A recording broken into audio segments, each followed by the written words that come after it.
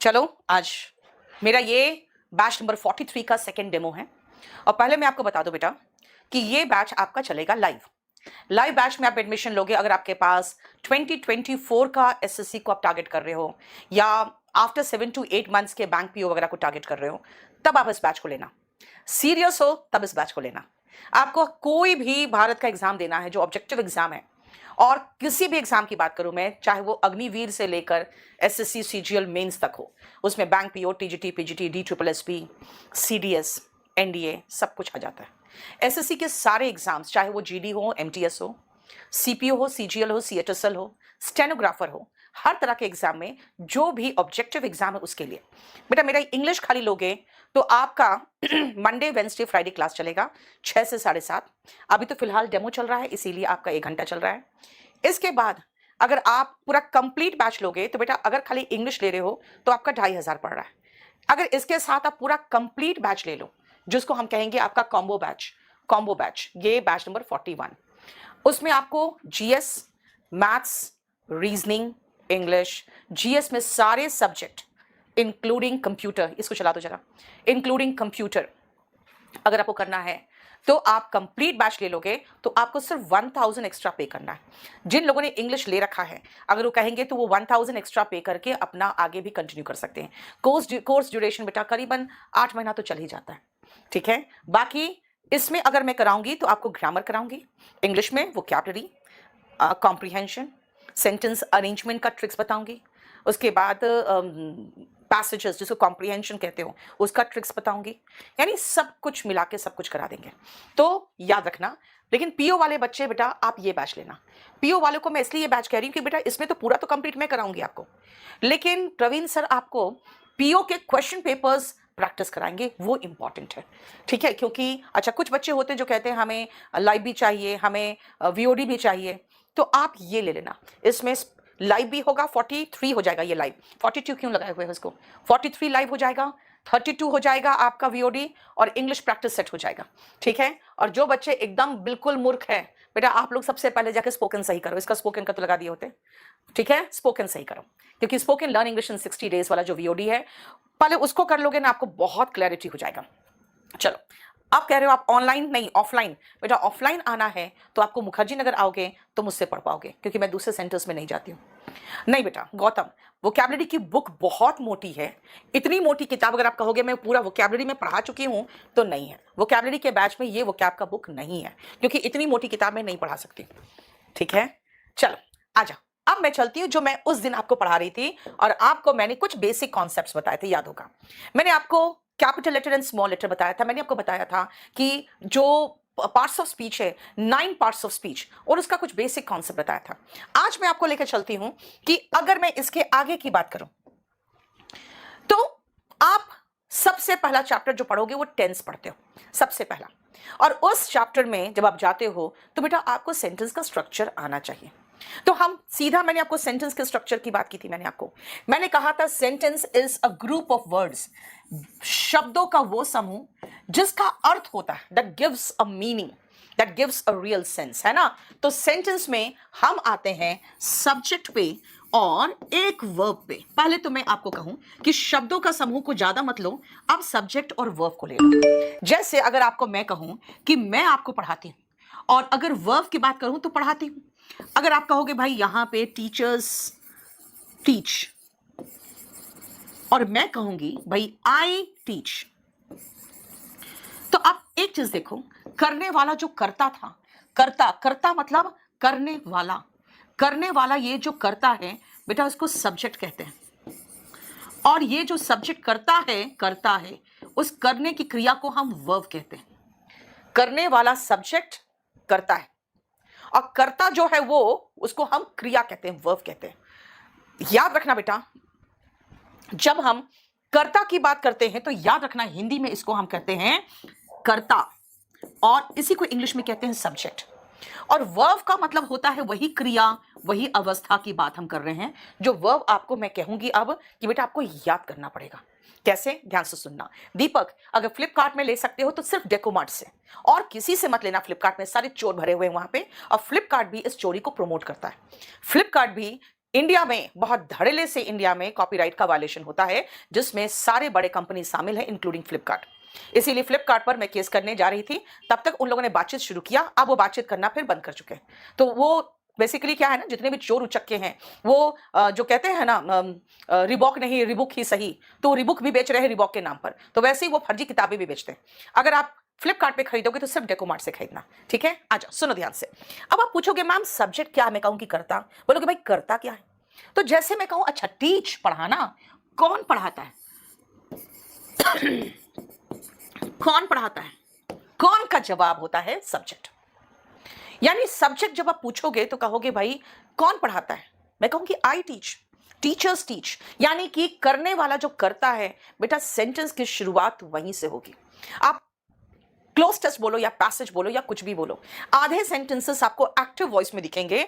तो मैं आपको बता दूं, जब आप एक्टिव वॉइस की बात करते हो ना, एक्टिव वॉइस, तो एक्टिव वॉइस की शुरुआत ही सब्जेक्ट से होती है, और यही सब्जेक्ट किसी क्रिया को करता है, यानी वर्ब को करता है। देखो एरो दिख रहा है आपको सब्जेक्ट करता है, किसको करता है, वर्ब को, यानी सब्जेक्ट करता है वर्ब को। मैं करता है नहीं लिख रही हूं, क्योंकि है से तो टेंस पता चल जाएगा, है ना, करता है, करता था, है ना, वो सब। ऑफलाइन गौरव, ऑफलाइन फीस बेटा 40,000 हो गया है। अब आती हूं फिर से वापस, बेटा अगर मैं कहूं टीचर्स टीच, तो आप पूछ सकते हो क्या पढ़ाते हो अगर मैं कहूं आई टीच, बोलोगे क्या, इंग्लिश। टीचर्स टीच किसको, स्टूडेंट्स। अब ये स्टूडेंट्स, या मैं कहूं आई टीच इंग्लिश, तो एक बात बताओ, अगर मैं कहूं कि सब्जेक्ट कौन है, भाई कौन का ही तो जवाब सब्जेक्ट है। सब्जेक्ट करता है, करता था, करता है, करता होगा, यानी सब्जेक्ट डस या डिड, जो भी लगाना चाहते हो, है ना। क्या, वर्ब, वर्ब के बाद आप पूछते हो भाई क्या, क्या पढ़ाते हो, किसको पढ़ाते हो। आपने ये पूछा किसको, मैंने कहा स्टूडेंट्स। आपने पूछा क्या पढ़ाते हो, मैंने कहा इंग्लिश। यानी बेटा यही तो ऑब्जेक्ट है, यही तो ऑब्जेक्ट है। किसको, यानी whom and what। whom का मतलब हो गया बेटा किसको, किसको, और what का मतलब हो गया क्या।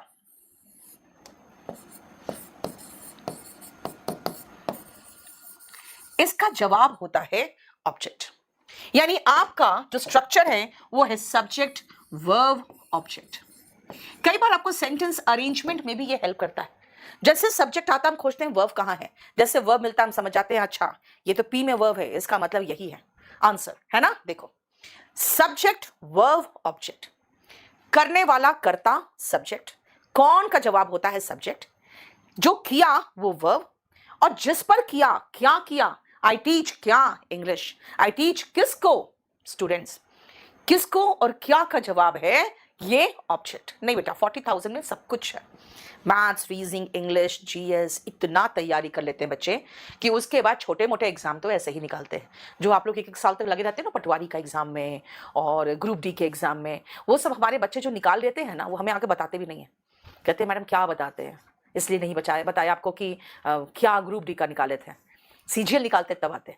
तो हमारे बच्चे वो छोटे मोटे एग्जाम ऐसे निकाल लेते हैं जिसका कोई वैल्यू नहीं होता, मतलब उनकी नज़र में, बच्चों की नज़र में वो बस उनका टारगेट सीजीएल होता है। तो याद रखना बेटा, जब आप टॉप मोस्ट तैयारी कर लेते हो ना, तो बाकी सारे ऐसे ही हो जाते हैं। पटना में पता नहीं बेटा, पटना में बुक मिलेगा कि नहीं मिलेगा, और सही बुक मिलेगा कि नहीं मिलेगा वो नहीं पता। समझ में आया, देखो ध्यान से।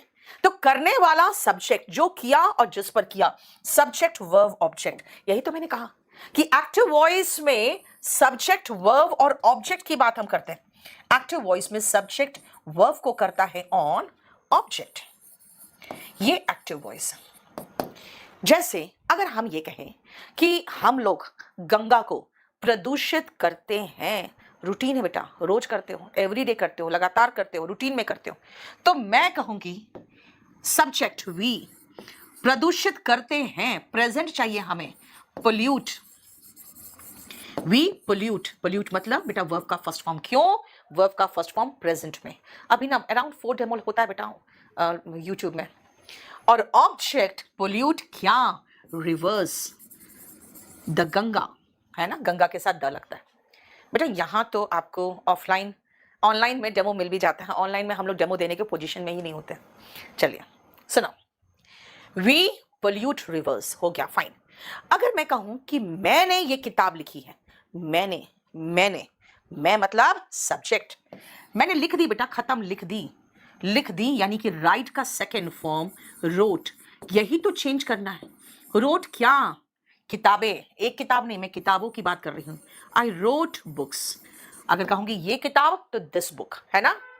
अगर मैं ये कहूं कि वह तुम्हारी सहायता करेगा, बेटा करेगा, फ्यूचर कौन करेगा, सब्जेक्ट कौन है, वह लड़का है, ही करेगा, फ्यूचर में विल शाल तो होना ही चाहिए। ये विल प्लस वर्ब का बेस फॉर्म बताता है कि हम फ्यूचर की बात कर रहे हैं। ही विल हेल्प यू, देखो जरा ध्यान से, ही विल हेल्प यू का मतलब है कि आप है जिस पर काम होगा, करने वाला ये करेगा। तो आप एक चीज मार्क कर रहे हो, हमने एक्टिव वॉइस अभी आपको सिखाया है, और इसमें मैंने कहा कि भाई ये जो सब्जेक्ट है अकॉर्डिंग टू टेंस चेंज होगा, क्योंकि करने वाला कर्ता सबसे आगे बैठेगा। उसके बाद जो वर्ब है, ये वर्ब अकॉर्डिंग टू टेंस चलेगा, और यही तो है जो आपको वर्ब के फॉर्म्स रखने के लिए मैं कह रही हूं, ताकि वर्ब के फॉर्म्स याद कर लो तो आपके लिए आसान हो जाएगा टेंस में, क्योंकि अभी 2-3 दिन तो मैं आपको बेसिक कॉन्सेप्ट ही बता रही हूं। एंड यू का मतलब बेटा ऑब्जेक्ट। ये देखो, सब्जेक्ट वर्ब ऑब्जेक्ट, करने वाला, जो किया, जो करेगा, जो करता है और जिस पर करता है वो ऑब्जेक्ट हो गया। देखो दीक्षा मिल तो जाना चाहिए, राइट, समझो। देखो ये हो गया सब्जेक्ट वर्ब ऑब्जेक्ट, राइट। अब आप कहोगे कि मैम ठीक है, वर्ब के फॉर्म्स हमें याद करने, हम कहां से करें? बेटा आपके पास बुक कौन सी है? अगर आपके पास वॉल्यूम 1 है तो इसमें ही फर्स्ट चैप्टर में वर्ब के फॉर्म्स दिए हुए हैं, ठीक है, इसी में फर्स्ट चैप्टर में ही वर्ब के फॉर्म्स दिए हैं। ये शुरुआत हो रहा है, देखो पेज नंबर 11 से, 11, 12, 13, 14, ये सब में वर्ब के फॉर्म्स दिए हैं। अगर आप एडमिशन ले चुके हो तो आपके पास ये बुक होगा, और नहीं है तो इसका पीडीएफ हम आपको प्रोवाइड करते हैं, इसके पीडीएफ आपको प्रोवाइड रहता है। इसमें भी वर्ब चैप्टर में जाओगे तो वर्ब चैप्टर में आपको पहला ही चैप्टर में इस तरह के फॉर्म से, इस पे कलर्ड बुक है, इस तरह से फॉर्म्स में दिए हुए हैं सारे पेजेस में, तो यहां से आप शुरुआत करोगे, वर्ब के फॉर्म्स याद करना शुरू करोगे, ठीक है।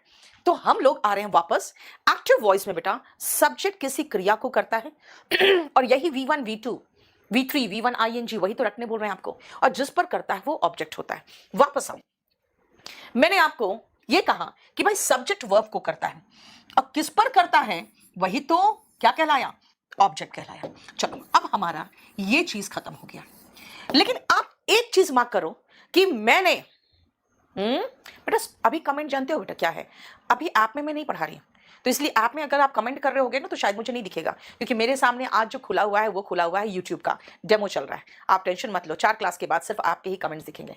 स्पोकन इंग्लिश कैसे सीखे? बेटा लर्न इंग्लिश इन 60 डेज वाला VOD ले लो, उसमें बहुत बढ़िया से मैंने सिर्फ और सिर्फ स्पोकन इंग्लिश ही कराया है, बिल्कुल ट्रांसलेशन से इसका पूरा किया है, ठीक है। सचिन KD लाइव ऐप को डाउनलोड करो, वहां पे डिफरेंट बैचेस है, और आज तो एक नया बैच अनाउंस कर रही हूं मैं, जिसमें सिर्फ वही बच्चे एडमिशन लेंगे जो ऑलरेडी पढ़ चुके हैं, क्योंकि मैं इस बार श्योर शॉट सिलेक्शन के लिए बैच में लेके आ रही हूं Tier 2 वालों के लिए, तो वो आज रात में मैं अनाउंस करूंगी। चलिए ये देख लिया आपने, अब सुनो, ये मैंने कहा कि भाई सब्जेक्ट कौन है, टीचर्स। आप कहोगे मैम टीचर्स कौन है? मैं कहूंगी पता है, जो पढ़ाते हैं ना उसको नाम दिया गया है सब्जेक्ट, पढ़ाने वाले को नाम दिया गया है सब्जेक्ट। और अगर मैं टीचर्स के बदले में अपने को खाली कहती हूं आई, तो मैं कौन हूं? मैं प्रोनाउन हूं। बेटा यही तो नाउन और प्रोनाउन है।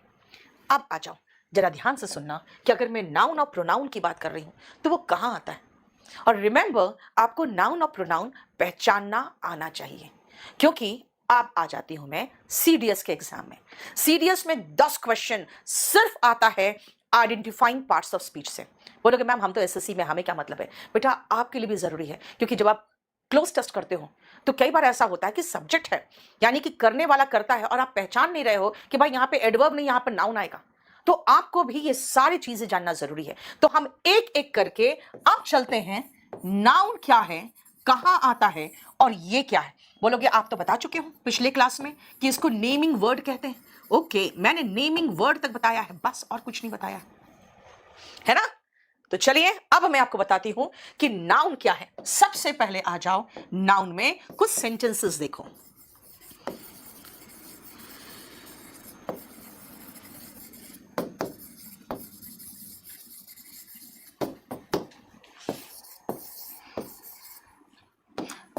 आपको लिखने की जरूरत नहीं है, सब पीडीएफ आपको मिल जाएगा। लिखना चाहते हो तो एक एक लाइन छोड़ के लिखना।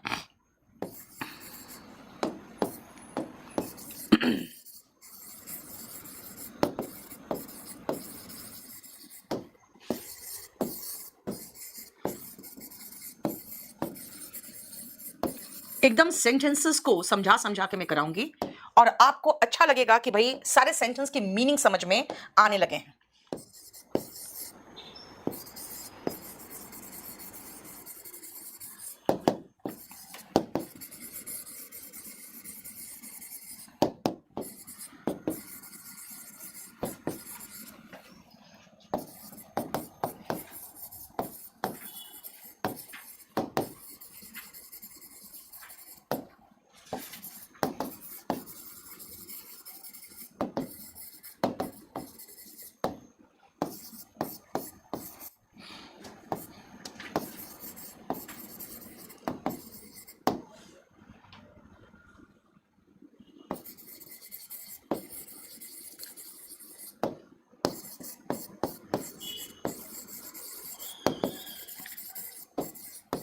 चलो ये देखो, ये 7 सेंटेंसेस आपको क्लियर कर देगा इंग्लिश क्या है, नाउन क्या है।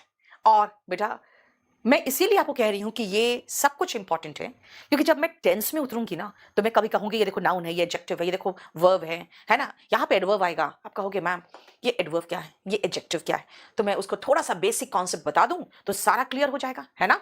चलिए देखिए ध्यान से, सबसे पहले आ जाओ, टीचर्स टीच स्टूडेंट्स। बेटा ये सब्जेक्ट है, करने वाला कर्ता को हम सब्जेक्ट कह रहे थे, ये वर्ब है और स्टूडेंट्स ऑब्जेक्ट है।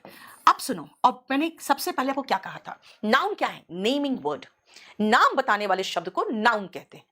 और अगर मैं कहूं पढ़ाने वाले को नाम दिया गया है टीचर, अब पढ़ने वाले को नाम दिया गया है स्टूडेंट, तो पढ़ाने वाला टीचर, पढ़ने वाला स्टूडेंट, इसका मतलब नाउन है।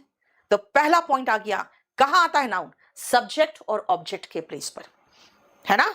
सब्जेक्ट और ऑब्जेक्ट के प्लेस पर नाउन आता है। दिस मींस सबसे पहला पॉइंट मैं यही लिख दूं कि नाउन तो नेमिंग वर्ड है, आता कहां है, comes in place of subject and object.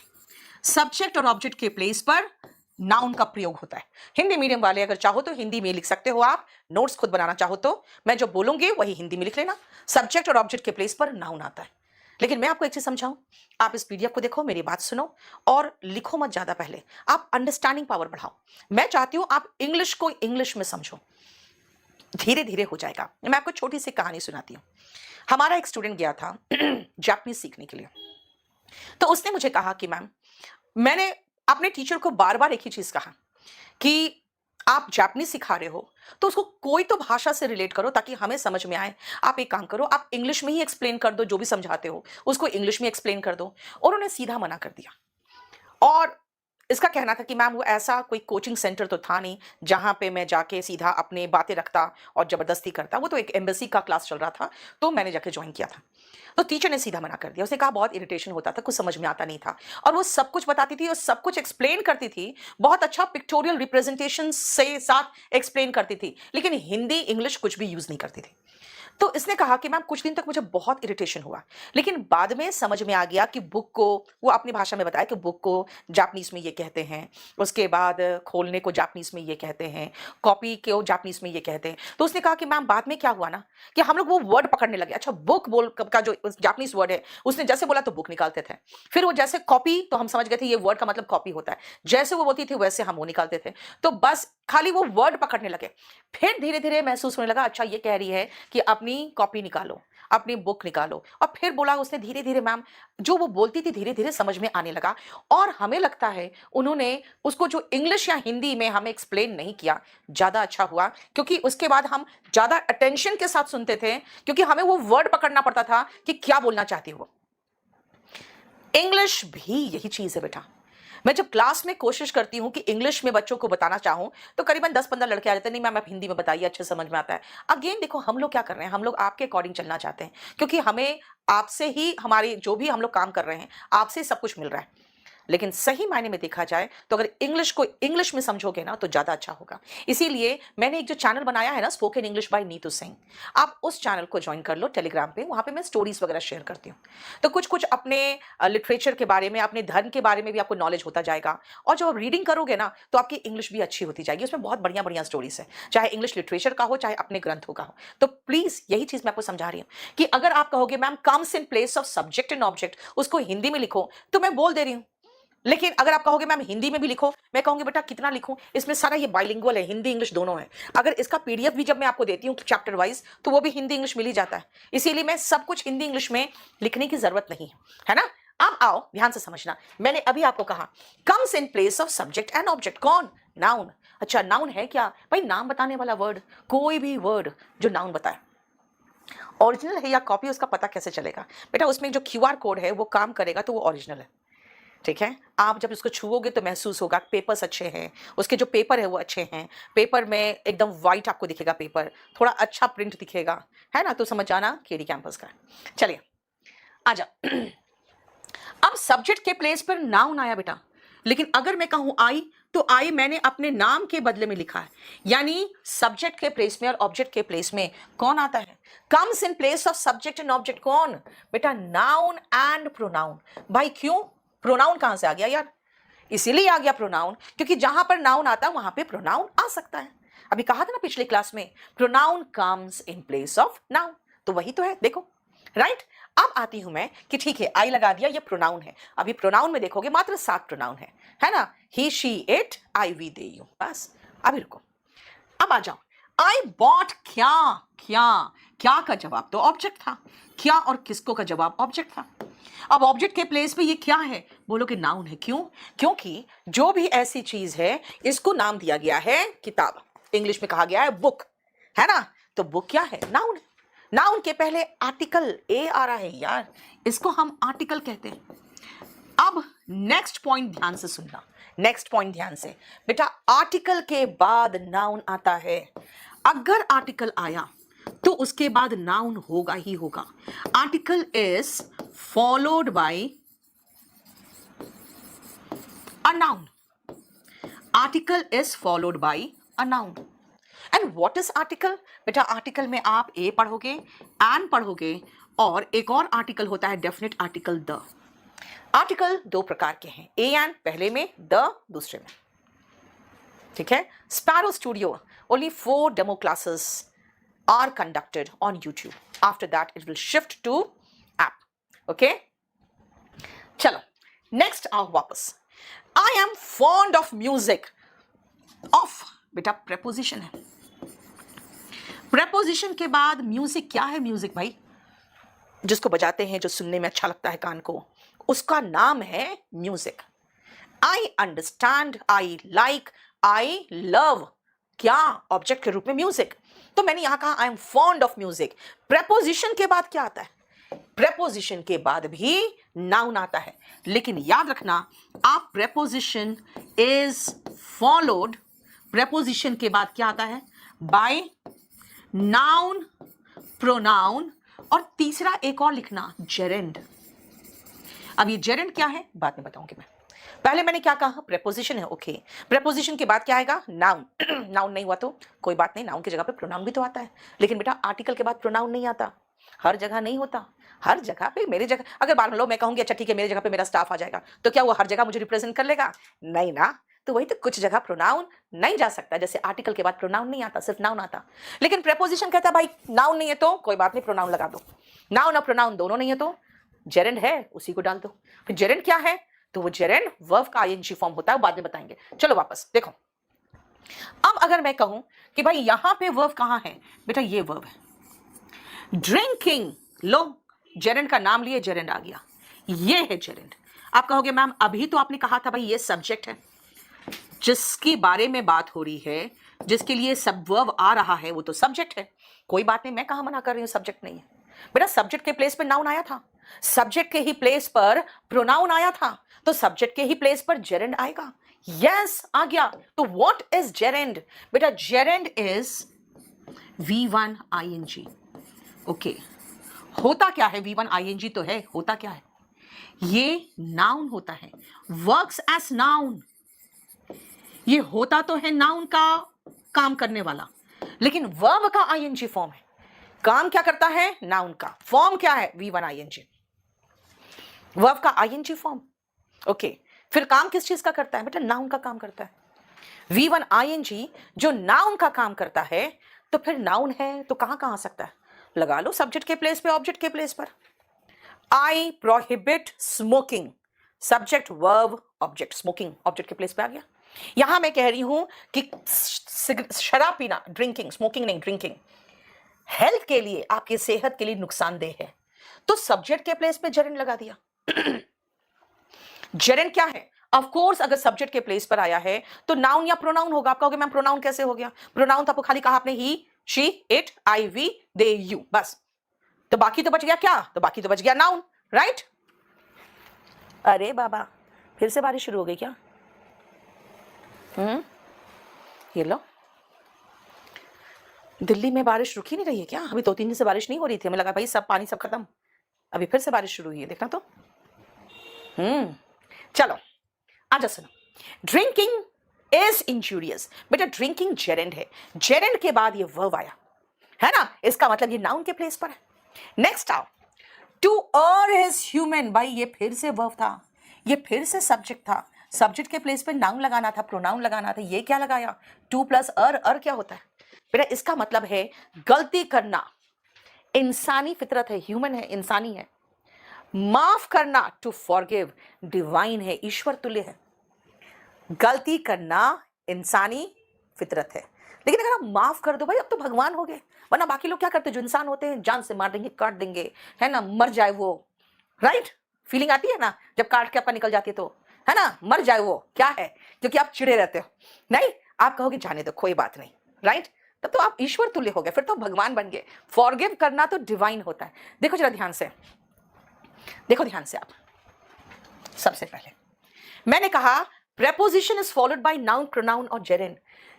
Gerund क्या है? तो मैंने कहा जेरेंड भाई नाउन है। फिर नाउन कहां आता है? फिर वापस चले गए, नाउन कहां आता है? Place of subject and object. तो फिर ये क्या है भाई? इसको कहते हैं इन्फिनिटिव। याद रखना, जेरेंड जो मैंने अभी आपको बताया, जेरेंड यानी कि V1 ING and infinitive, infinitive 2 plus verb का बेस फॉर्म। BF का मतलब बॉयफ्रेंड नहीं बेटा, यहां पे बेस फॉर्म, राइट? ये क्या है बेटा? नाउन है। और अगर नाउन है तो क्या है भाई? Come in place of subject and object, और क्या होगा? है ना, जेरेंड और इन्फिनिटिव वर्ब के फॉर्म से, लेकिन वो है तो नाउन। देखो, इसलिए वापस आओ, जो मैंने कहा टू अर ये सब्जेक्ट के प्लेस पर है, ये 2 प्लस वर्ब का बेस फॉर्म है। याद रखना, BF यहां पर लगा रही हूं, मैं लिख दे रही हूं वर्ब का, जब भी मैं ये लिखूं समझ आना, वर्ब का बेस फॉर्म। अब पूछोगे बेस फॉर्म क्या है? तो बेटा ये प्योरेस्ट फॉर्म है और इसी से सारे फॉर्म्स बनते हैं। शांति बेटा आपका एडमिशन हो गया, बैच में शो नहीं हो रहा है, अब थोड़ी देर के बाद आप लोग कॉल कर लो 9555108888 पर, ठीक है? 9555108888 पर, ठीक है? सुनो मेरी बात, आप जो कह रहे हो बेटा, अगर आप ये कह रहे हो कमरुद्दीन बेटा आप कॉल तो कर लो 9555108888 पे, मैंने सारा व्हाट्सएप के सारे मैसेजेस कॉपी पेस्ट मार के भेज दिया था। अगर आपके पास कॉल नहीं आया तो एक बार कॉल कर लो 9555108888 पर, ठीक है?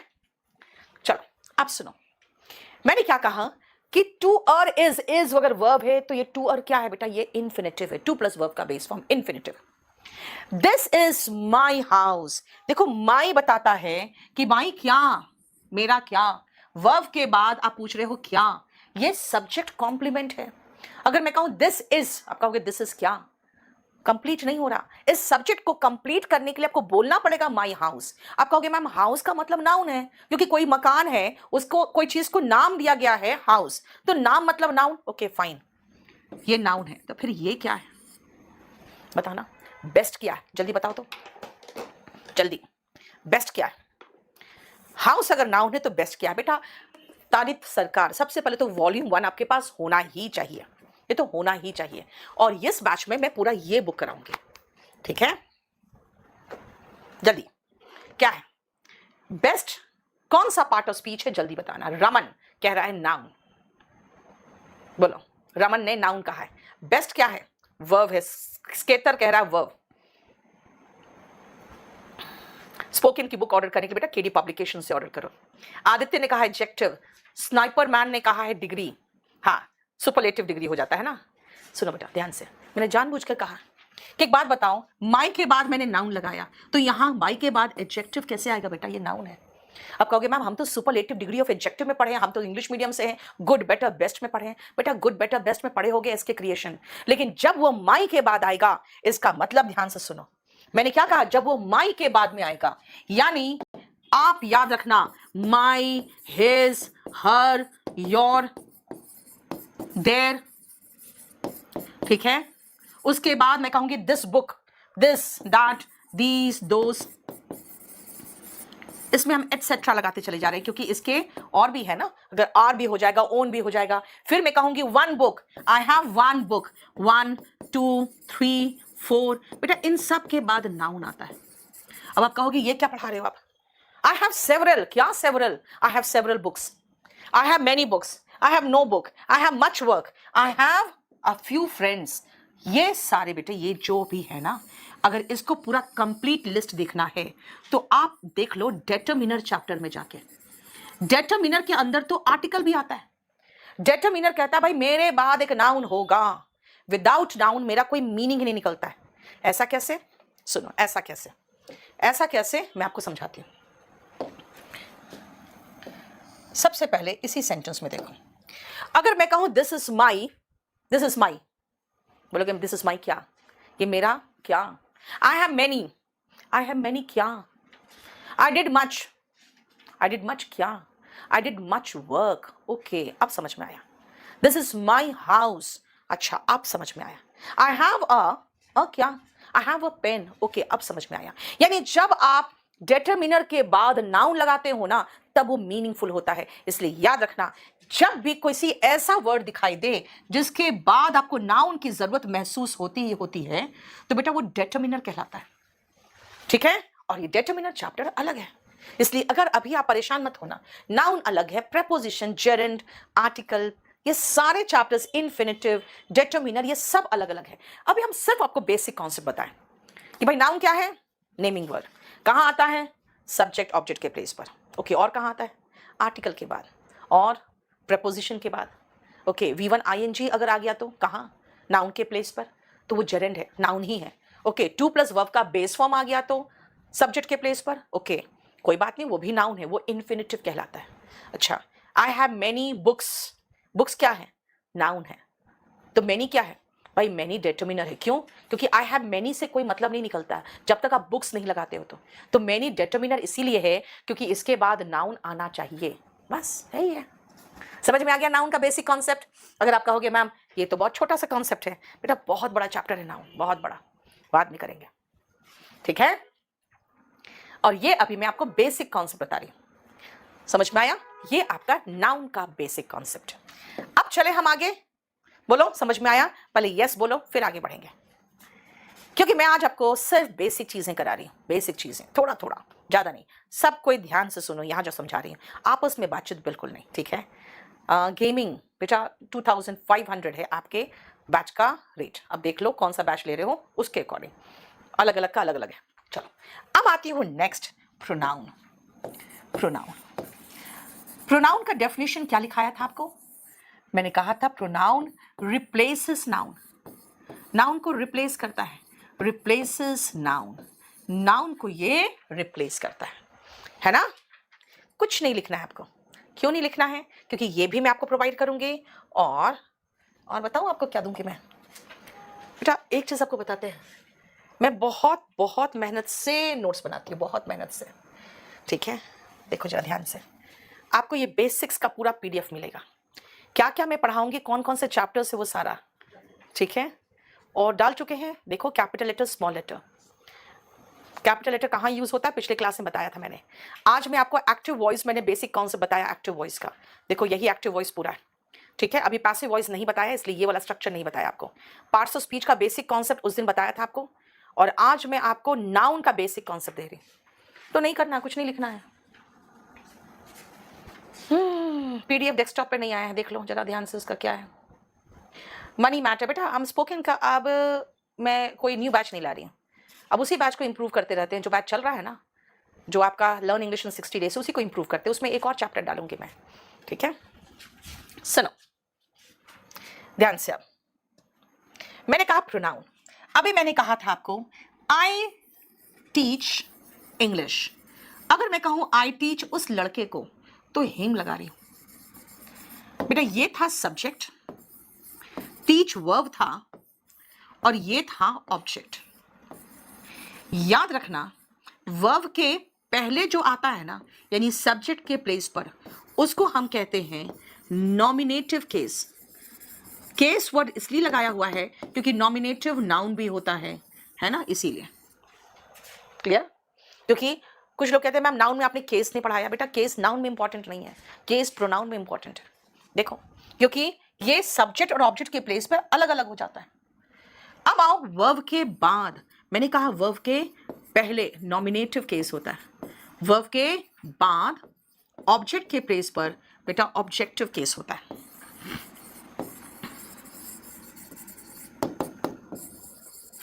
ऑब्जेक्टिव केस होता है, ये ध्यान दीजिए। प्रोनाउन रिप्लेस करता है नाउन को, और नाउन के प्लेस पर कौन कौन आएगा, subject and object. Okay, noun के प्लेस पर प्रोनाउन आता है, तो वो कहां कहां आ सकता है, ऑफ कोर्स जहां जहां नाउन आ सकता है, सब्जेक्ट और ऑब्जेक्ट के प्लेस पर। नॉमिनेटिव केस, नॉमिनेटिव केस क्या है, देखो तो जरा ध्यान से, he, she, it, I, we, they and you, ये है सब्जेक्ट के प्लेस पे आने वाला। तो फिर यही वर्ब के बाद आएगा तो क्या हो जाएगा बेटा, ही का बन जाएगा हिम, शी का बन जाएगा हर, इट का इट ही रहेगा, आई का मी हो जाएगा, वी का अस हो जाएगा, दे का देम हो जाएगा, एंड यू का यू ही रहेगा। यानी इट और यू चेंज नहीं होता, राइट? बेटा पीडीएफ में सारा प्रोवाइड करूंगी आपको ऐप पे, टेंशन काहे लेते हो? देखो वर्ब के पहले ये नॉमिनेटिव केस है, वर्ब के बाद ये ऑब्जेक्टिव केस है। अब मुझे आप ये दिखाओ कि ही किसके साथ लगाते हैं, बताओ।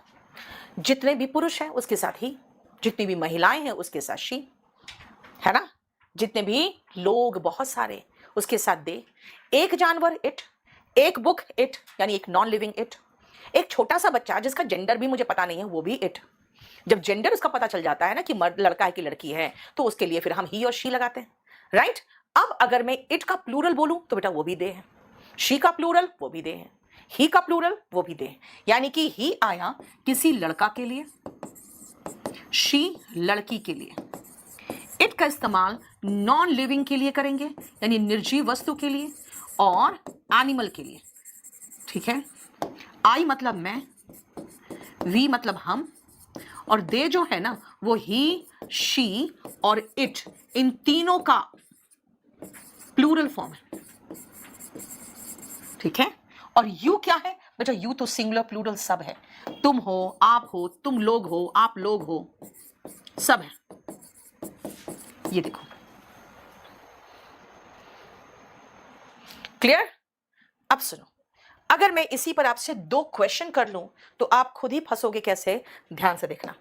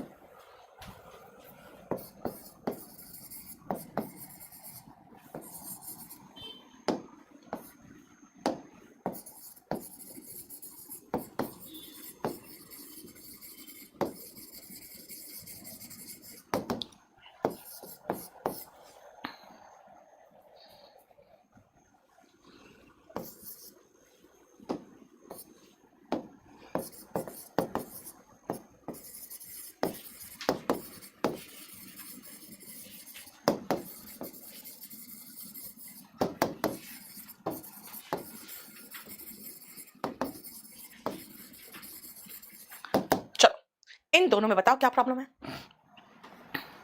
आप लोग सोनू, ज्ञानपद, ये सब बातें बंद करो यहाँ पे, ठीक है? आप लोग अपने बीच में बातें बंद करो। चलो जल्दी बताओ। ज्ञानपद, बेटा क्वेश्चन पेपर में क्या आएगा वो मैं जानती हूँ, ठीक है ना? 20 साल से बैठ के पढ़ा रही हूँ। जब तुम्हारे पास ज्ञान नहीं है तो ज्ञान का प्रदर्शन मत करो, आप मूर्खता का प्रदर्शन कर रहे हो, क्योंकि मैंने जो 2 क्वेश्चन लिखा है ना वो एग्जाम का ही क्वेश्चन है, ठीक है? क्लियर? चलिए जल्दी बताओ। कार्तिक, हर महीने मेरा एक ऑफलाइन बैच आता है बेटा, हर महीने आता है। The company was declared bankrupt and they couldn't pay back the loan amount. The company was declared bankrupt and they, बेटा they यहां पे कैसे आएगा?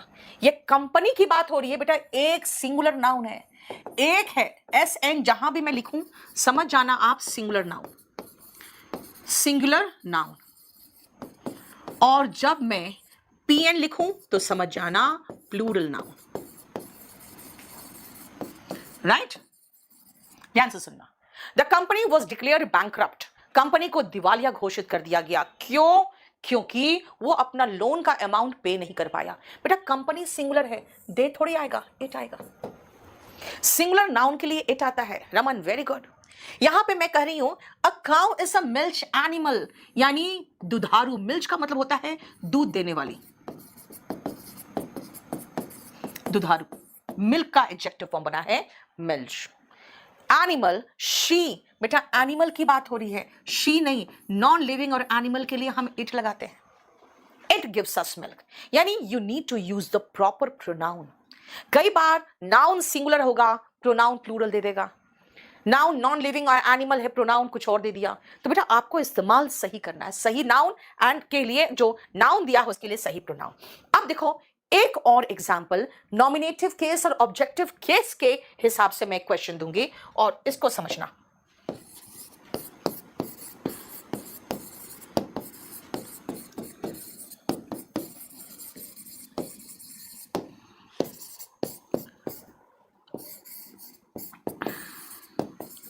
बताओ ये दोनों सेंटेंस सही है? ही is better than me and it is मी। देखो तो दोनों सेंटेंस सही है? जल्दी से फटाफट, मैं आपको सिर्फ बेसिक कॉन्सेप्ट बता रही हूं, देखो ध्यान से। ही is better than me and it is me.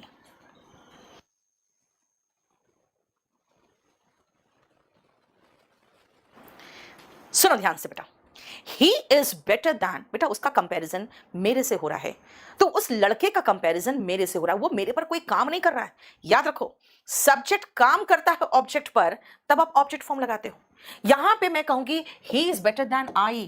Comparison हमेशा बराबर के बीच में होता है। आप कहोगे बचपन से यही सुना है, स्पोकन सीख रहे हो? अगर स्पोकन सीख रहे हो तो ये दोनों सही है आपके लिए। अगर कहोगे मैम ऑब्जेक्टिव एग्जाम की तैयारी कर रहे हैं, हम स्पोकन नहीं कर रहे हैं, ओके, तब इसको हटा के आई लगाओ।